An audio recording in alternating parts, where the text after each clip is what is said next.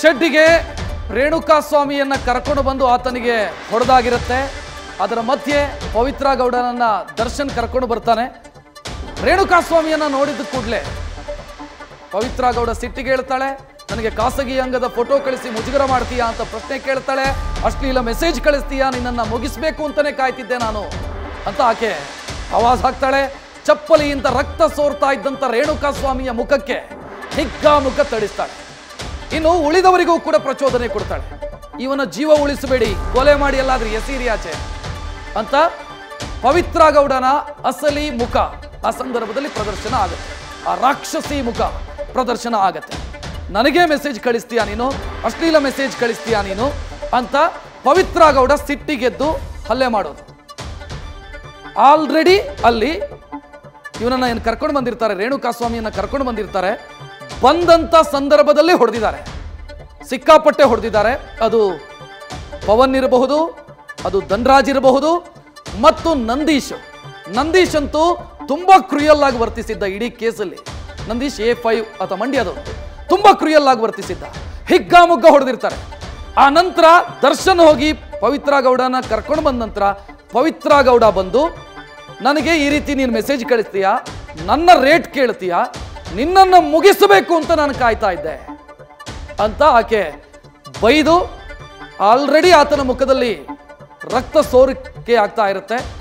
ತನ್ನ ಚಪ್ಪಲಿ ತೆಗೆದುಕೊಂಡು ಪವಿತ್ರ ಆತನ ಮುಖಕ್ಕೆ, ರೇಣುಕಾ ಸ್ವಾಮಿಯ ಮುಖಕ್ಕೆ ಹಿಗ್ಗಾಮುಗ್ಗ ಥಳಿಸ್ತಾಳೆ. ದರ್ಶನ್ ಮತ್ತು ಉಳಿದವರಿಗೂ ಕೂಡ ಪ್ರಚೋದನೆ ಕೊಡ್ತಾಳೆ. ಇವನನ್ನು ಬಿಡಬೇಡ್ರಿ, ಈತನನ್ನ ಕೊಲ್ಲಿ ಅನ್ನುವಂಥ ಪ್ರಚೋದನೆಯನ್ನ ಕೂಡ ಆಕೆ ಕೊಡ್ತಾಳೆ. ಇದೇ ಸಂದರ್ಭದಲ್ಲಿ ಏನು ಪವಿತ್ರ ಗೌಡ ಸಿಟ್ಟಿಗೆದ್ದು ಹೊಡಿತಾ ಇದ್ದಂಥ ಸಂದರ್ಭದಲ್ಲಿ ದರ್ಶನ್ ಎಂಟ್ರಿ ಆಗುತ್ತೆ. ದರ್ಶನ್ ರೇಣುಕಾ ಸ್ವಾಮಿಯನ್ನ ಎಳೆದು ಪವಿತ್ರ ಗೌಡನ ಕಾಲಡಿಗೆ ಬೀಳಿಸ್ತಾನೆ.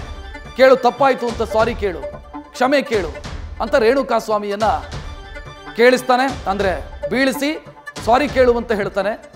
ಆಗ ಬೇರೆ ದಾರಿ ಇರಲಿಲ್ಲ ರೇಣುಕಾ ಸ್ವಾಮಿಗೆ, ತಪ್ಪಾಯ್ತು ಅಂತ ಬೇಡಿಕೊಳ್ತಾನೆ. ದಯವಿಟ್ಟು ನನ್ನನ್ನು ಬಿಟ್ಟು ಬಿಡಿ, ದಯವಿಟ್ಟು ನನ್ನನ್ನು ಬಿಟ್ಟು ಬಿಡಿ ಅಂತ ಅಂಗಲಾಚ್ತಾನೆ ರೇಣುಕಾ ಸ್ವಾಮಿ. ಆಗ ಇವನ ಜೀವ ಉಳಿಸಬೇಡಿ ಅಂತ ಪವಿತ್ರ ಉಳಿದವರಿಗೂ ಕೂಡ ಸೂಚನೆಯನ್ನು ಕೊಡ್ತಾಳೆ. ರೇಣುಕಾ ಸ್ವಾಮಿಯನ್ನ ಕೊಂದೆಲ್ಲಾದ್ರೆ ಎಸೀರಿ, ಅವನನ್ನ, ಆತ ಬದುಕೋದಕ್ಕೆ ಯೋಗ್ಯ ಅಲ್ಲ, ಕೊಂದೆಸೀರಿ ಆತನನ್ನ ಅಂತ ಪವಿತ್ರ ಗೌಡ ಉಳಿದವರಿಗೂ ಕೂಡ ಪ್ರಚೋದನೆಯನ್ನು ಕೊಡ್ತಾಳೆ.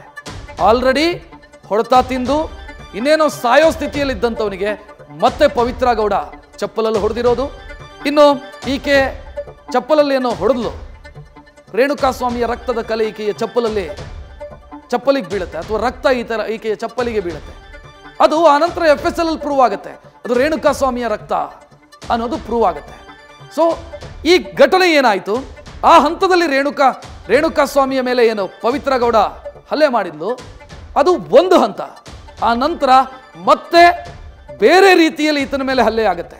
ಅದು ಪವಿತ್ರ ಗೌಡ ಶೆಡ್ನಿಂದ ಹೋದ ನಂತರ ಪವಿತ್ರ ಗೌಡನನ್ನ ಶೆಡ್ನಿಂದ ಕಳಿಸ್ತಾರೆ ಉಳಿದ ಆರೋಪಿಗಳು. ಪವನ್ ಹೋಗಿ ವಿನಯ್ನ ಜೀಪ್ ರ್ಯಾಂಗ್ಲರ್ ಕಾರಲ್ಲಿ ಪವಿತ್ರ ಗೌಡಗಳನ್ನ RR ನಗರದ ಆಕೆಯ ಮನೆಗೆ ಡ್ರಾಪ್ ಮಾಡ್ತಾನೆ. ಪವಿತ್ರ ಗೌಡ ಒಂದು ಚಪ್ಪಲಲ್ಲಿ ಹೊಡೆದು ಪ್ರಚೋದನೆ ಕೊಟ್ಟು ಆಕೆಯನ್ನ ಕರ್ಕೊಂಡು ಹೋಗಿ ವಾಪಸ್ಸು RR ನಗರದ ನಿವಾಸಕ್ಕೆ ಡ್ರಾಪ್ ಮಾಡಲಾಗುತ್ತೆ.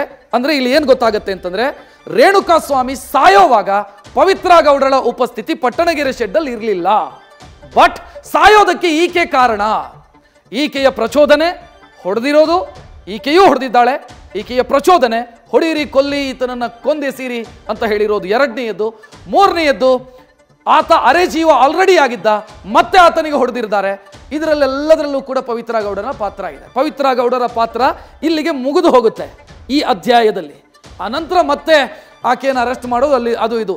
ಬಟ್ RR ನಗರದ ಮನೆಗೆ ಈಕೆಯನ್ನ ಕೊಂಡು ಹೋಗಿ ಡ್ರಾಪ್ ಮಾಡಿದ್ದು ಪವನ್ನು ವಿನಯ್ನ ಕಾರಲ್ಲಿ, ವಿನಯ್ನ ಜೀಪ್ ರ್ಯಾಂಗ್ಲರ್ ಕಾರು, ಆ ಕೆಂಪು ಬಣ್ಣದ ಕಾರು ಈಗೇನು ಸೀಸ್ ಆಗಿದೆ, ಆ ಕಾರಲ್ಲಿ ಹೋಗಿ ಡ್ರಾಪ್ ಮಾಡ್ತೇನೆ. ಇದು ಚಾರ್ಜ್ ಶೀಟ್ ಅಲ್ಲಿ ಇರುವಂತ ವಿಚಾರ.